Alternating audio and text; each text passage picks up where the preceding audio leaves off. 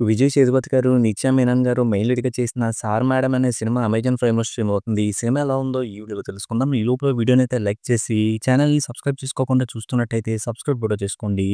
ఈ సినిమాని చూసిన తర్వాత నాకైతే బానే ఉందనిపించింది. ఈ సినిమాలో మెయిన్ లీడ్‌గా చేసిన నిత్యా మీనన్ గారు, విజయ్ సేతుపతి గారి పెర్ఫార్మన్స్‌లయితే ఎక్సలెంట్‌గా ఉన్నాయి. వాళ్ళ పెర్ఫార్మన్స్‌తోనూ, టైమింగ్‌తోనూ బాగా నవ్వించారు.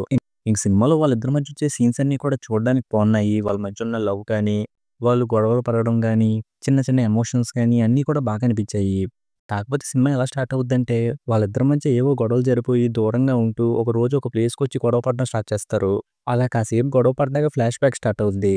వాళ్ళ మధ్య ఏం గొడవ వచ్చిందన్నట్టుగా మనం ఫ్లాష్ బ్యాక్ చూస్తున్నప్పుడు, కొంచెం ఫ్లాష్ బ్యాక్ చెప్పిన తర్వాత మళ్ళీ ప్రెజెంట్‌లోకొస్తారు. అలా ప్రెజెంట్‌లోకొచ్చి మళ్ళీ వాళ్ళ గొడవను కంటిన్యూ చేస్తారు.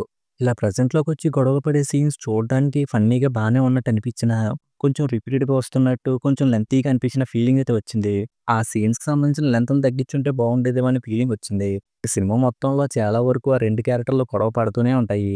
అలా వరుసగా గొడవ పడుతున్న సీన్స్ అన్ని చూడడం వల్ల కొంచెం సినిమా లౌడ్‌గా ఉన్న ఫీలింగ్ వచ్చింది. కాకపోతే ప్రతి సీన్‌లోనూ రియాలిటీకి దగ్గరగా అనిపించే ఏదో ఒక సిట్యుయేషన్‌తోనూ, వాళ్ళ టైమింగ్‌తోనూ ఫన్ అయితే జనరేట్ చేస్తూనే ఉన్నారు. ఇంక సినిమా లాస్ట్‌కొచ్చేసరికి ఇలాగ 3 పిల్లల మధ్య గొడవల గురించి ఏదన్నా మెసేజ్ ఇస్తారేమో అనుకున్నాను కానీ, ఈ ప్రాసెస్‌కి ఎండే లేదన్నట్టుగా సినిమాని ముగించారు. ఇంక సినిమాలో వచ్చే సాంగ్స్, బ్యాక్‌గ్రౌండ్ స్కోర్ కూడా సినిమాకైతే ప్లస్ అయ్యాయి. ఫైనల్‌గా ఈ సినిమాలో ప్రెజెంట్‌లో వచ్చే సీన్స్ కొంచెం ఎక్కువైన ఫీలింగ్ వచ్చింది కానీ, మిగిలిన సినిమా అంతా కూడా ఎంటర్‌టైనింగ్‌గా బావుంది.